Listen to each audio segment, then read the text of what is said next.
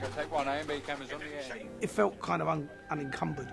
I was told right from the outset, do what, you know, you believe Rocketman it should be, you know, find what your vision is. So I set about drawing on all those things that I found exciting and interesting, and as how can I blend them and bring those things that I find beautiful and funny and colourful and imaginative and inspiring to the story, to the vision of the film. So that's what I understood that this film was allowing me to do. And I just brought people on who kind of fell into line with what that vision was.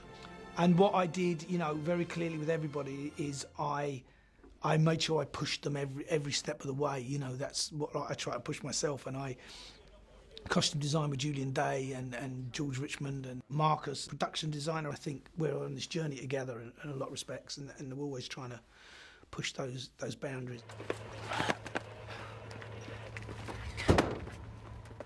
When we initially read the script, certainly initially it's a frantic sort of designing and drawing approach where you're trying to get through all these volume of sets. But everyone's a different piece. There's, you know, where we're sat at the moment, there's a couple of small sets which are tied into Parklands, the clinic. Don't you know? Out again! Still running. You know, it offers us different periods and different styles in terms of design, but it was also the fact that it wasn't a film that's slavishly recanting his life story. Your childhood home. Right. So not having any real pictures to base it on, it's, you know. And it's obviously, we make it slightly bigger. Yeah. I mean, because we don't know what it was like. Just you had a front hallway and then everything was on the other side. The stairs came down and then you went that way to the kitchen and right to the dining room.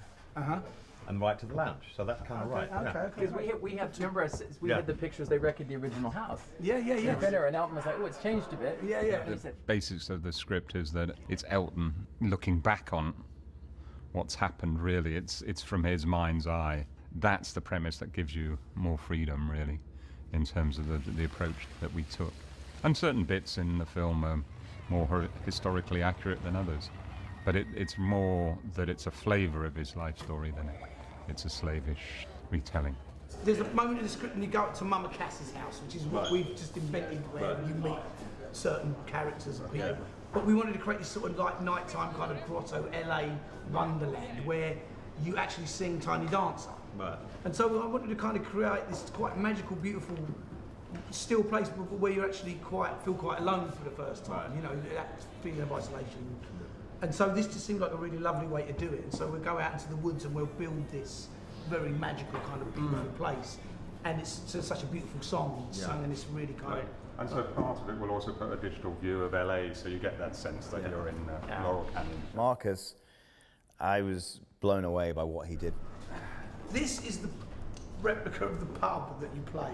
Oh, right, the Northwood Hills. The Northwood Hills, right. Our version of it. Right. Here's the doors here, and all the punters and the barman. I mean, what he put on screen was phenomenal. It's the first time I worked with Marcus, but I knew his work and was a huge admirer of it. And yeah, he just was like a revelation to me, even beyond what I knew that he would bring. He realises all these moments, brilliant. There's not one set in the film that looks like a set. And for me, that's like a massive achievement. And we span, you know, from the 50s through to the late 80s. And there's not one moment where, you know, I defy anyone to say, oh, that's definitely a set, because some are and some aren't. A lot of them aren't. The film itself has had a lot of sort of challenges with the locations that we wanted to do.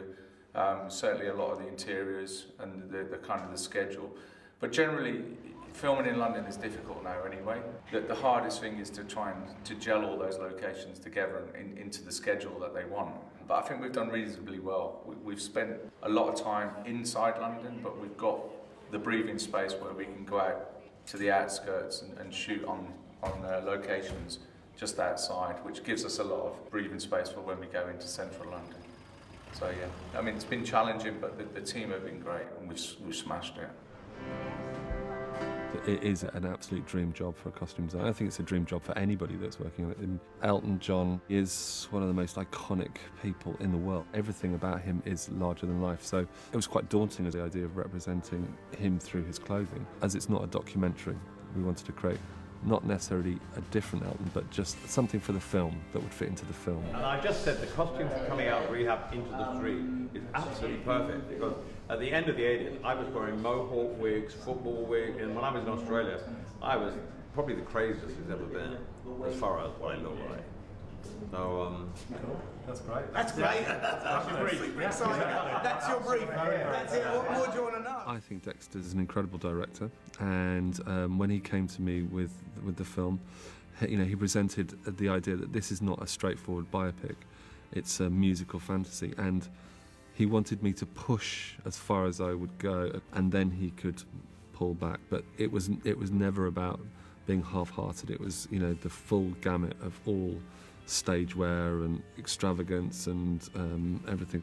I think this is a totally unique experience. The musical numbers, the drama, going through the different periods. We just went full tilt into producing all the costumes, really. It's quite a gritty movie. When I first read the script, I thought, wow, these are proper dance numbers. But through that dance, you've got to show the emotion as well. It's not just a frilly dance routine. All the sort of the makeups and the hair and everything, and the costumes are all like gelled together to sort of take you through the emotions. So every dance routine is Elton growing or going through a different stage of his life. So that way we tell the story without sort of doing sort of deep cuts. It kind of all blends in really nicely and sort of takes the audience with the music. Looking at all those periods, from the 50s through to the 80s, was fantastic. And that change in fashion for all those periods. And we start in sort of 1950s pin-up. We wanted to get away from the usual humdrum drabness of everything, and I wanted to use bright, colourful. I sort of looked at West Side Story and Tommy and various other different sort of musicals that had been done before, and wanted to just include that huge blast of colour to begin with. Then we went into the sort of the 60s. The colours are slightly dulled down. There is still colour within them, and I think because Elton went on a bluesology tour, and he met lots of Americans, and they're quite jazzily dressed, and that's in some ways because there are various times in the film where he gets inspired we're trying to show his inspiration for his clothing and where he got it from. And then we head into the sort of late 60s, which is sort of flower power and hippies and Paisley and sort of that whole opening up of the world. And then obviously we get into the 70s where there's more powerful colours and obviously through into the 80s where it becomes more sort of acid and the colours and more primary. So yeah, there's a huge array of colours throughout the whole film. I loved doing the 70s in this. It's so nice to sort of see people look so different with those wonderful bell-bottom trousers and everything. And the 50s is much more boxed in, isn't it, and sort of a bit more controlled. So that's what was so nice about doing this, is that you've got all those different eras to show. So you could be really controlled in the 50s, and then you starting to loosen up in the 60s. Then you end up sort of getting even looser in the 70s with the sort of beautiful long hair and the big sideys. And women's hair became so much looser as well, didn't it? To go with the costumes, obviously, they sort of became more flowy. So it's been exciting to sort of understand that and then take it that step further as well.